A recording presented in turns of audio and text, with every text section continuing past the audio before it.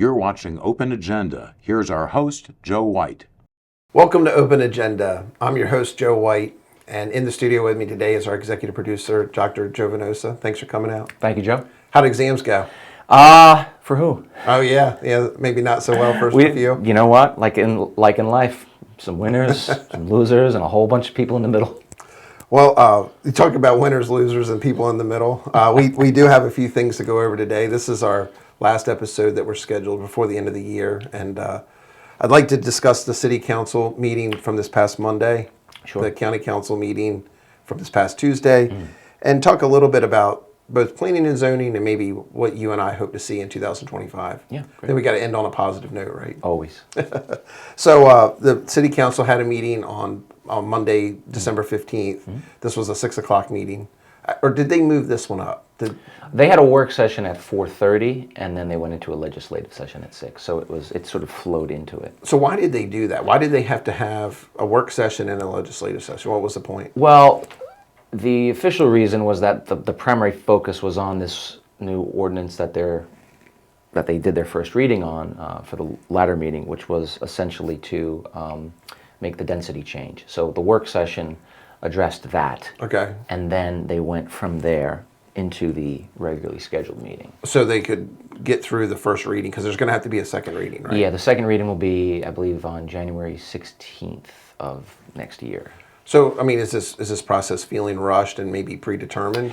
I think so. I think a lot of people feel that way, at least if you're on sort of our side of it, which is the skeptical side of it. Again, not against density per se, but against this particular ordinance. Well, let's dive into that a little Yeah. bit, because, I mean, I agree with you. I think sometimes we almost get painted as if we're being negative. Yeah. But, take, for instance, the new development they're going to have over by the hospital. They have their own parking. Yeah.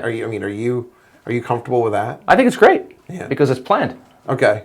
I mean, from soup to nuts plan. From right? soup to nuts planned. Right, Okay. right. So what's different about this plan with Sure.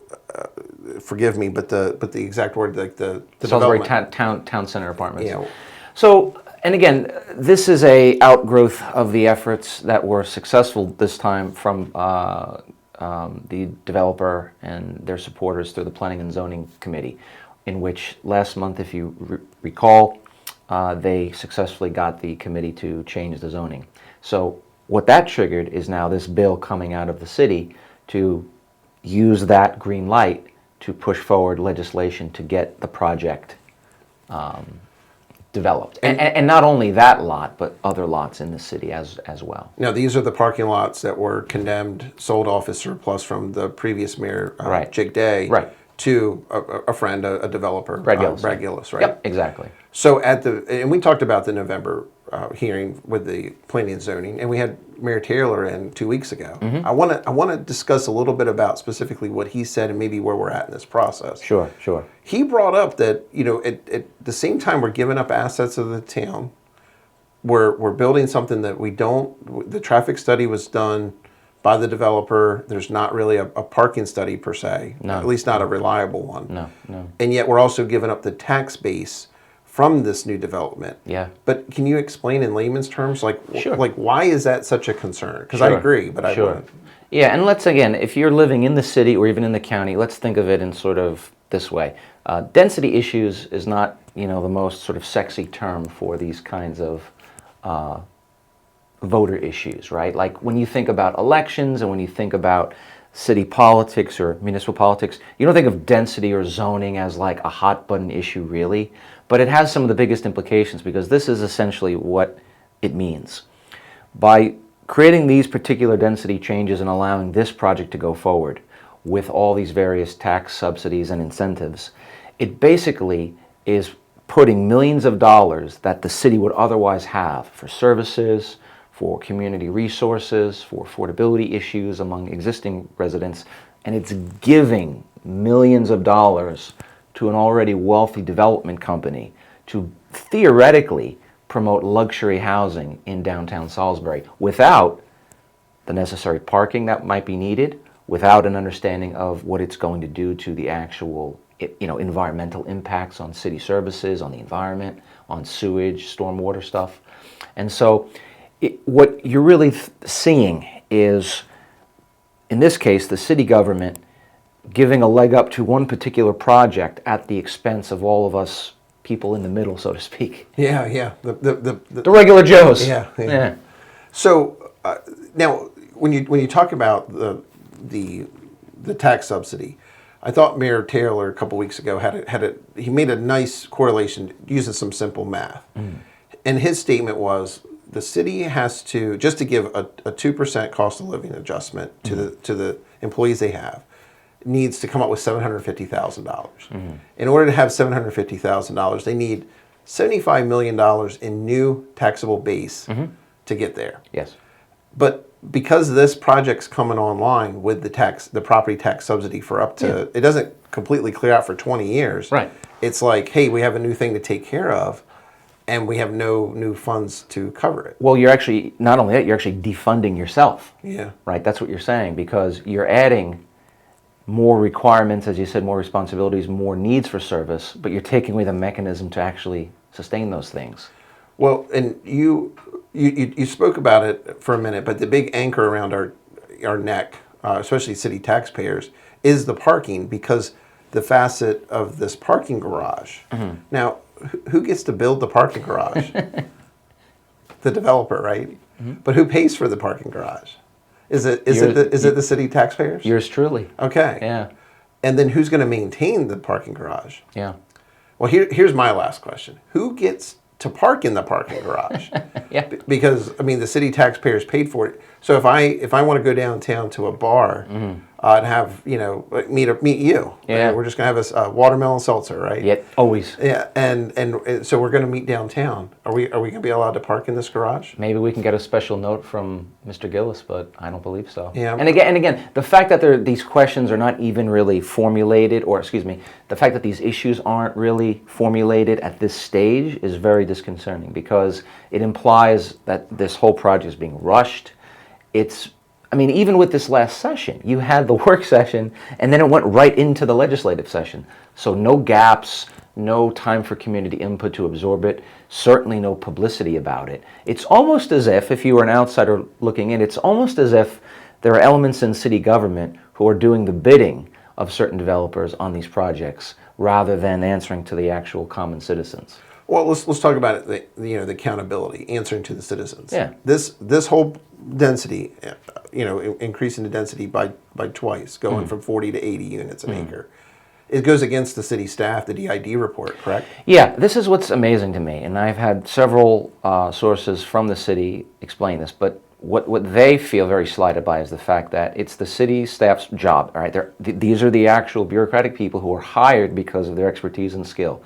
They developed the report expressing the concerns about what this project would do. It was completely overlooked by most of the city council. Not even addressed at the meeting, not even commented on, not given any real serious questions. It was as almost if you could have the developer make a promise, and then you have, on the other hand, the actual dedicated staff who are doing the actual work, and they're just completely marginalized and ignored.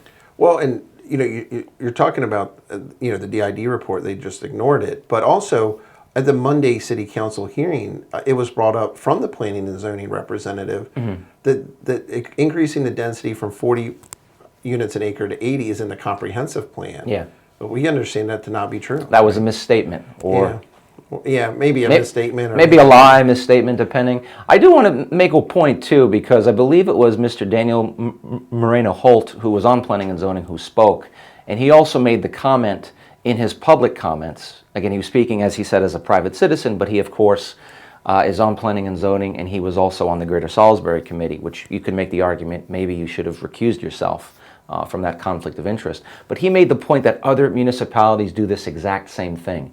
And that also is not true, because if you take a look at what the density changes have happened in other municipalities like Frederick and elsewhere, there are substantial differences, and not only how they're funded, but in how they correspond to these concerns about resource allocation, about stormwater impact, and all these things. They would at the very least, make them have enough parking. Correct. So, and we're not even doing that. So it's apples and oranges, right? Yep. Well, I want to take a break, and when we come back, I want to discuss the county council meeting from the very next day on Tuesday, December 16th. Can you stick around? Absolutely. All right, when we come back, we're going to go over the results from the county council meeting on December 16th. We'll be right back. Welcome back to Open Agenda. I'm your host, Joe White. In the studio with me still is Dr. Venosa. Joe, thanks for sticking around. No problem, Joe. So I want to talk about the county council meeting on Tuesday. Now, they are starting to get to the end of the year, wrapping up. Now, it's not the end of their fiscal year, but the end of the calendar year. And we get a 3-week break before they come back for their next meeting in January. They had a public hearing. One of the biggest topics was this public hearing about Chapter 99, which is like county vehicles, make sure all the county vehicles are marked and they know which Regulated. departments. Yeah. Right. I was at this meeting, and and I actually spoke at the public hearing part of this one as well.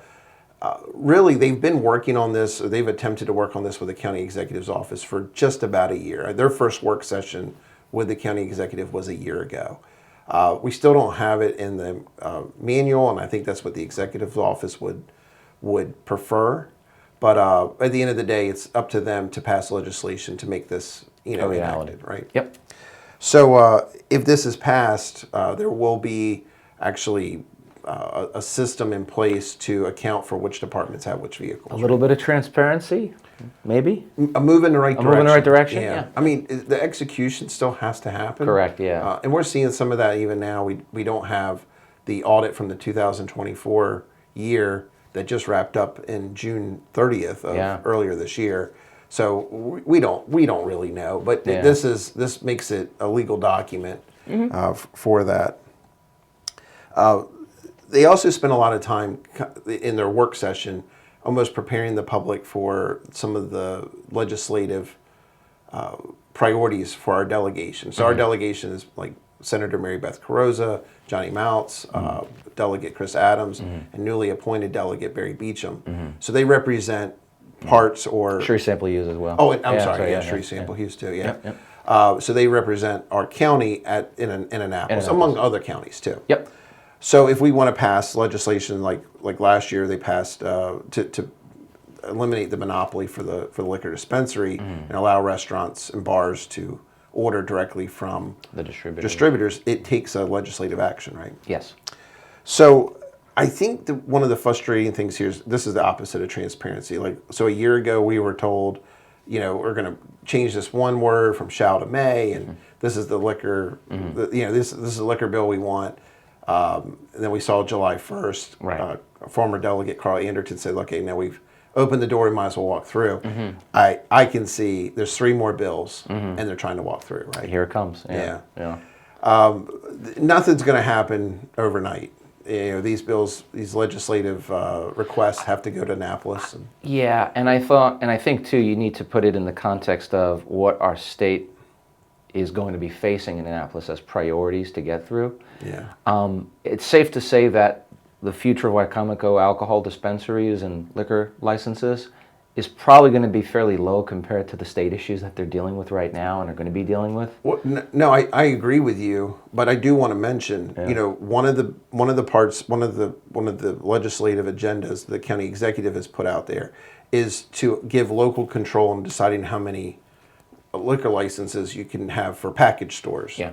And a year ago we were told that this wasn't going to be a priority, but we knew that wasn't going to be the case. So, so we're starting to see it now. Correct. I think it's telling, though, that this is the priority when faced with all the other fiscal, political challenges that we are going to be dealing with anyway because of the state. Well, let's talk about those, because that's exactly why I think this actually goes to show that maybe our priorities when we're going to county council meetings, I think that some of their priorities are just askew. Yeah. Definitely believe that county executives are worried about things that are going to impact the middle less than just a few folks. Sure. So let's talk about this. State is already set to see a $2.75 billion. Actually, it's been readjusted upwards of another $300 million. So we're looking at a $3 billion structural deficit right now. So is this just a one-year thing? It will be projected out to upwards of $6 billion by 2030 is the prediction. That's, again, right now where it stands. So why would a county resident really why would they need to pay attention to this? I mean, what's your thoughts? Because this is going to impact them first and Oh, foremost. sure, right? sure. Well, again, there's a lot of reasons why. Obviously, state budgets matter for counties because counties are the recipients of what the state is able to give. So, for example, if we're in a big fiscal crisis, which we clearly are, that's going to impact all sorts of things, including, for example, how much we'll get in our disparity grant, which could mean severe cuts to the sources of funding that we are used to. There's a big theory that some council members have entertained is that a good chunk of why we've had such good reserves is because we've just been able to accumulate the disparity grant funding. Yeah, we haven't needed to spend it. We haven't needed to spend it. And guess what? Now, rainy day's coming, and we're going to have less umbrellas, so to speak. Well, so one of those, downpours is going to be the Fruitland Primary School. Yeah. I mean, this came out on the news 5 weeks ago, but this meeting was the first time I heard the county council address it. Yeah. Through Pam Olin, the finance officer for the county executive's office. But now the state of Maryland is saying we're going to have to forward fund the 21 million, or most of the 27 million, and we thought we were actually forward funding like 6 of it for right now. So we're on the hook until the state of Maryland decides that they can have it. Well, we don't know when that's going to be, right? We don't know. And again, it's interesting that project for us was announced as a cut, and yet other school projects in the area, like in Somerset County and Crisfield, were not touched. Yeah, it is really hard to understand. I mean, the executive has said through the election season how much of a close tie she has with Governor Wes Moore. Yeah. I mean, she had posters up and photo ops with him. Well, look, I'm a bureaucrat myself in certain ways, and we're used to the old expression, do more with less. No pun intended, but here's where we are, because the argument, as you just said, of having an executive system is you have these connections to the executive's office. Supposedly, former Delegate Anderton is helping with rural economic development. It's going to not help rural economic development when you're not able to fund and invest in a desperately needed primary school. Well, let me ask you a question. You're in the university system. Any of the folks that told you to do less with more, did you get a poster of yourself standing next to them? Was that something you did? No, but to be fair, I don't want to threaten. Go to any football games with them? I did not, and I'm not a Ravens fan, to be fair. Okay. But no, that has not happened under my experience. When do you think the public is, at what point will the public notice that some of these problems that we're trying to raise attention to will actually hit them? Where would it come? I think spring is when you're really going to feel it. In part because that's when the legislative session wraps up, and that's when the decisions on all sorts of things regarding daily life will be announced and then slowly impacted. Because I think with pretty good certainty, you're going to have to close that budget gap with a combination of raising certain taxes and cuts. Yeah. Right? That's how it happens. That's probably the middle ground, if you will, to close that gap. Well, and one of the ways the state can cut is just to stop funding some of the mandates they've sent down to the counties, whether it's teacher pensions or disparity grants and that sort of thing. Yeah. So it's not as if Maryland's going to call up us and just say, call up Wycomico County and say, raise your taxes. They're just going to say, well, you're going to get the same amount, but you're also going to have to pay for more of your own stuff. Do more with less. Do more with less. Yeah. We're going to get you that poster, Joe. Talking about just to kind of to put a bow on that. Yeah. The CIP was the capital improvement plan was submitted. Now, no one had a chance to look it over. It was the deadline was Tuesday to submit it. But they just talking about the budget. They've actually said they're going to table really a lot of the discussion with that until they get the operating budget proposal. So that might even be your first sense of, hey, we actually don't know how much we have to spend. Now, these are projects, whether we're talking about replacing roads or putting on roofs of the Civic Center or building schools. Yeah. But you're already starting to see, like, the CIP, instead of being discussed in January and February as normal, it's actually probably going to get kicked down the road until the operating budgets proposals come out. They could see the storm clouds coming, and I think this comes back to us as regular citizens is, when are we going to find out what those changes will be fiscally, and how will it really impact us on a day-to-day level? Well, there was one other part that came up in the work session. It's a little bit unrelated, but we've covered it. Is about the Ross. So the county council did vote to allow the Ross to have their tax subsidy from the county side. Yes. And that was just passed. As a resolution. As a resolution. Right. This still does go to the county executive, and at the December 3rd meeting, both her attorney, the county attorney, Paul Wilbur, and the council's attorney, Bob Benson, both said that she would need to sign it, but she brought it back up this past Tuesday that she, in fact, does not. I mean, what's your take on this? Well, it would almost seem like a politician's move. Her argument at that session was because, in her view, again, not her lawyer's view, but in her view, that she wouldn't have to sign it because, as a resolution, the council's approval is the only thing that matters. Now, I believe she will sign that in secret. Yeah. And I believe that she will help guarantee several $1 million of your money and our money to those developers. Well, and maybe not even in secret, but just on a slow news day. On a slow news day, yeah. Where maybe no one's paying attention. Thursday at 4:30. No. I will promise you, we're going to keep an eye on this. I'm not sure just how, like, it's not like a bill signing. No. But we'll keep on top of it. And I am going to be curious once we get the finance reports, in later months about contributions. I am curious if any developers will show up in certain local elected officials' reports. We've actually already seen that with St. John Properties, and she touted that. And she did tout that. Go figure. I mean, when we covered the campaign finance back in October, I mean, they were a new and maxed out contributor. Yep. So, these are definitely things that are worth keeping an eye on. And maybe it's as innocent as anything, but that doesn't seem as likely. So I do want to. Planning and Zoning actually has a meeting this week, this Thursday.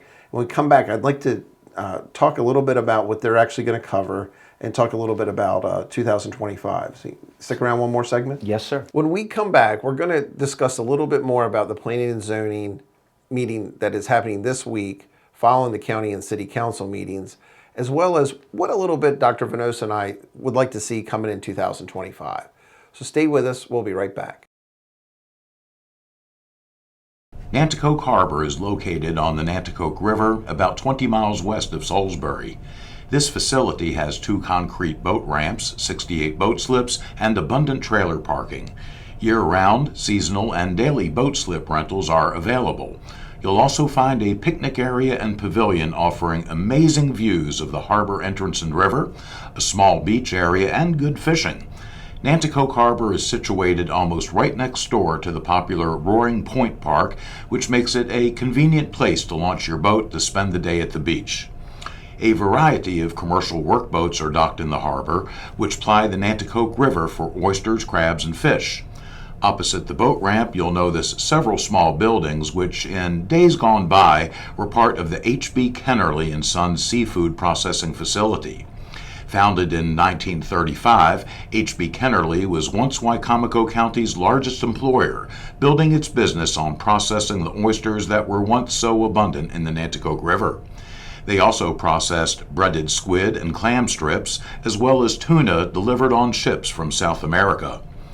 Oysters were king on this part of the Nanticoke River until the mid-1980s, when 2 oyster diseases known as MSX and Dermo decimated oyster populations throughout the Chesapeake Bay.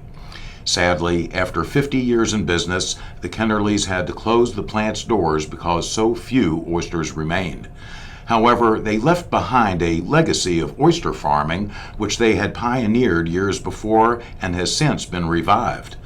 You'll notice several large plastic tanks at the water's edge in the harbor, which are used for growing juvenile oysters known as spat. The tanks are first filled with cleaned oyster shells, which are immersed in a constant flow of water pumped out of the harbor.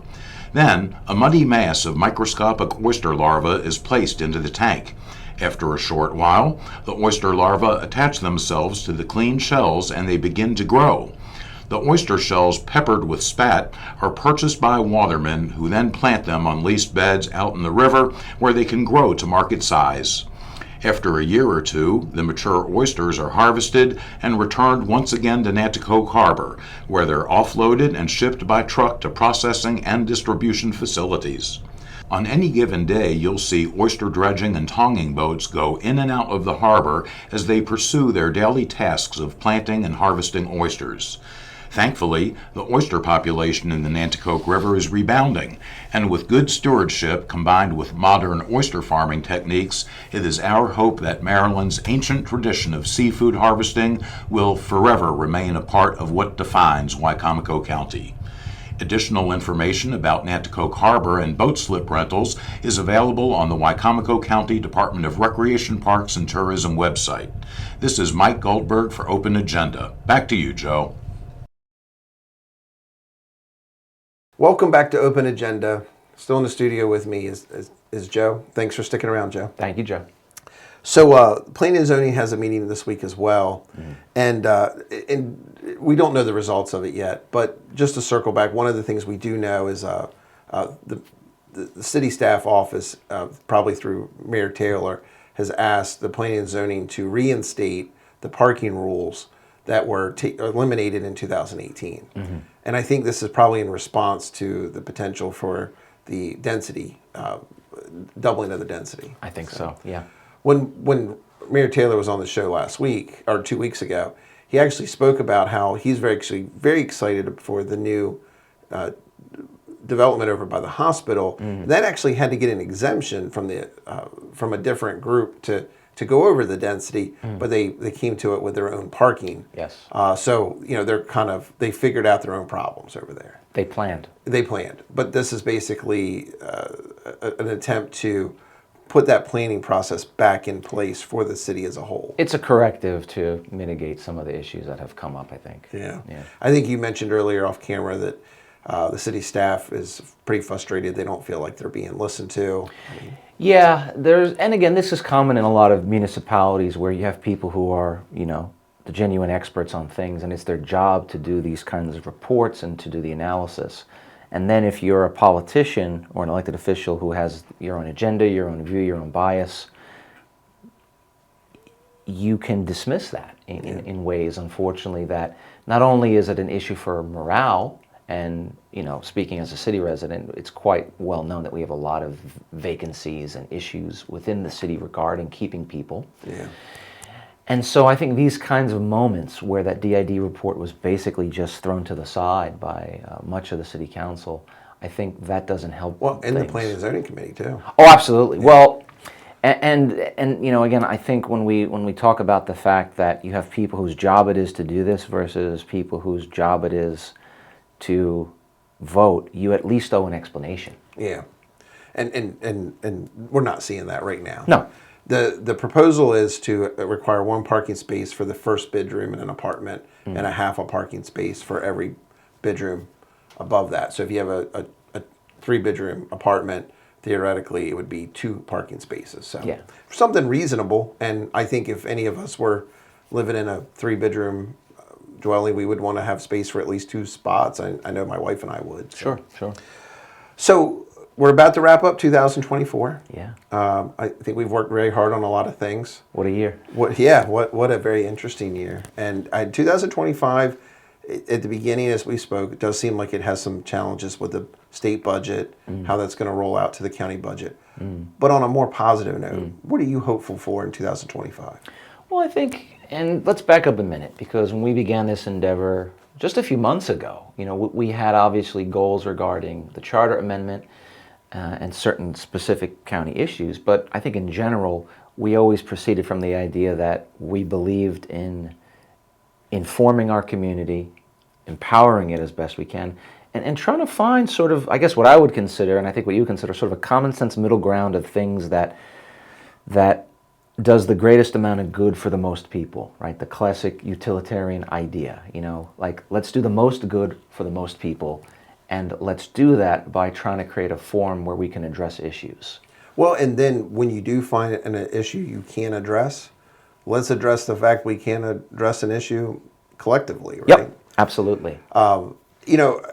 This kind of circles back to something we've heard a few of the politicians say, including the county executive, that our group is actually really small. You and I and a few other folks are the ones who go on camera. Our group is actually pretty large and diverse.